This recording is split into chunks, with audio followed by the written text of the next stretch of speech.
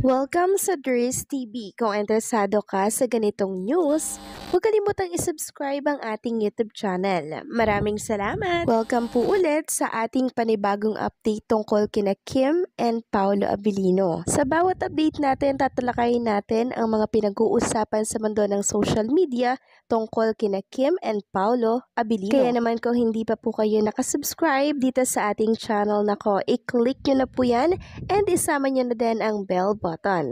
So ayan, welcome back again sa ating YouTube channel mga kakimpaw, and sa update nating ito, ang pag-uusapan natin ay tungkol sa mga importanteng ganap kina Kim and syempre kay Paolo Abilino. Pero bago po ang lahat, maraming salamat sa inyong patuloy na pagsuporta at pagsubaybay sa mga daily update natin. Kaya naman bilang pasasalamat, narito po ang mga napili kong komento patungkol yan sa naging previous update natin. Una komento mula ito kay Ginang Norma Dayag. Sabi niya, "There's good AM, eto mag-pray naman ako for Kim Pao. Kaya mga bashers, tumahimik na kayo kasi wala na kayong magagawa, kami mga seniors. Fully support sa Kim Pao. There's sana andyan na si Kim sa Showtime kasi wala siya sa Monday, Tuesday. Sana si Pao din magbabago, di na magbabago. And at the end, silang dalawa na. No need na for those bashers to hear their comments about Kim Pao. There is TY for your update to Kim Pao. God bless us all. To God be all the glory. Shalom." So maraming salamat sa komento, Ginang Norma Dayag. And syempre, maraming salamat sa pagsasama niyo po ng palagian sa prayers for Kim and Paolo Abilino's guidance and protection, ano? So, wag kayong malungkot, Ginang Norma Dayag, dahil meron pong ginagawa kasing malaking project and confidential project si Chinita Princess. Kaya wala siya Monday, Tuesday, and hopefully present na po siya ngayong araw ng Miyerkules. And kay Paolo Abilino naman mga kakimpaw, huwag kayong mag-alala. Kasi si Paolo Abilino naman mukhang hindi na siya magbabago at hindi na niya papakawalan ang isang Chinita Princess. Kasi sobrang tagal niya pong inantay at pinangarap at inasama ang isang Kim Chu. Diba, nag-antay talaga siya ng pagkakataon para mapalapit po sa babaeng inaasam-asam po niya mga kakimpaw. So, wag kayong mag-alala dahil for sure ingatan po ni Paolo yung puso ni Chinita Princess and syempre, yung pagmamahalan nilang dalawa. Hindi po niya yan iiwanan. Hindi niya po yan sasaktan. So, si Kim ay nasa mabuting kamay. Kaya huwag kayong mag-alala. Okay? So, maraming salamat sa komento, Ginang Norma Daya. God bless po sa inyo and mabuhay kayo. At ang pangalawang komento naman mula po kay Ginang Bernadette Quirino. Sabi niya, "Kaya nga Miss Dries, sa'yo lang ako nanonood, maniniwala tungkol sa ating Kim Pao. Sinabi ko naman na magsasawa din sila kung wala nang pumapansin sa mga nang babash sa ating Kim Pao. Di ako magpapastress at magpapaapekto sa mga sinasabi nila kasi naniniwala ako sa may Kim Pao natin. May respeto sila sa isa't isa kaya malayong maniwala ako sa mga ibinabato nilang nega sa mga Kim Pao nyo. Mapapansin na the more na binabash sila ang may Kim Pao, the more na blessing to come sa kanila. Masaya ako dyan sa mga blessings na dumarating sa kanila. Praying ko blessing pa more sa mga Kim Pao.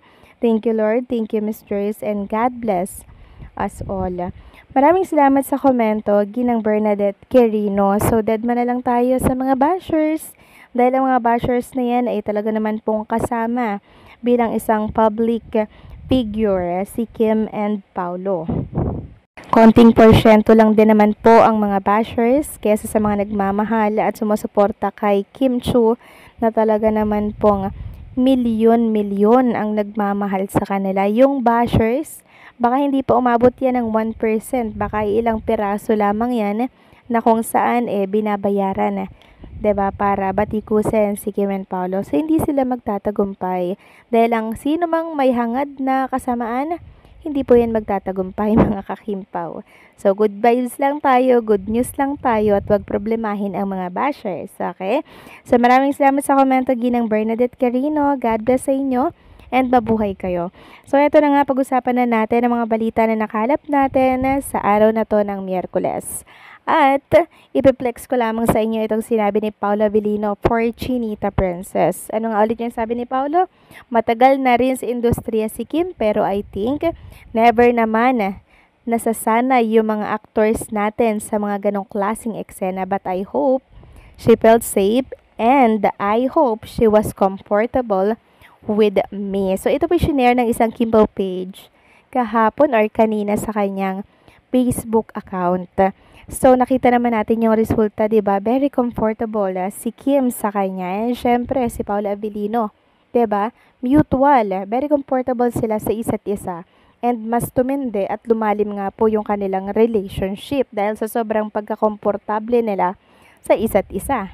Sabi nga dito ng ilang mga fans, oh yes, Paolo, you both look comfortable. And that kissing scene was a real kissing of two lovers with feelings na I love it. Your chemistry, 100% Kim Pao Kilig overload. Sabi pa ng isa, you told us, Mr. Abilino, that the kissing scene in What's Wrong with Secretary Kim is not fake, meaning it's kiss of two persons who are lovers and with a relationship. I watch all the teleserye of my idol Kimi. There is no kissing scene like that even when no Kim is in a relationship with Sian, but with you, Paolo, the director, knew that you are in a relationship. So you said yes internationally. Grabe, no? So matagal na talaga yung kanilang relationship at habang tumatagal, lalo nga pong tumitindi. Samantalang next topic naman tayo, pag-usapan natin, ito pong nabasa kong pong post, isa na naman sa mga Kimpo page, dito po yan sa Facebook. Nagulat ako kasi talagang kasama talaga si Paolo Abilino sa bagong endorsement ni Chinita Princess. Offer po yun sa kanya. Ito po yung sinasabi na confidential na project na hindi pa pwedeng ilabas kung ano to. So sabi dito sa Winsky Hollow Block seller po, mga kakimpaw na post, Miss Bean's latest IG, day 2 endorsement shoot, meaning si Paolo at Kim magkasama po sa TV commercial na malaking brand. Grabe, nakaka-excite. Kaya pala confidential, mga kakimpaw. Doon ako na-curious bakit confidential? Akala ko mga normal lang na mga TVC shoot. Pero hindi pala. Dahil kasama pala si Paolo Abilino, mga kakimpaw. Ayan po ang pruweba, oh. Isa na namang blessing ito, mga kakimpaw, para kay Kim and Paolo Abilino. Nakakatuwa naman dahil may panibagong offer na naman sila mula sa bilyonaryong advertisers, mga kakimpaw. And tingin ko, deserve talaga ni Kim and Paolo Abilino magkaroon ng TV commercial. So ano kaya ang TV commercial to? Na-excite ako, mga kakimpaw, at ngayon pa lang gusto ko lang i-congratulate agad-agad si Kim and Paolo Abilino sa bago nilang TV commercial shoot. Grabe, hindi na ako makapagantay kung ano ba ang brand na ini-endorse nila. So kayo ba, mga kakimpaw? Masaya ba kayo na magkasama muli sila sa isang TV commercial? Please comment down below.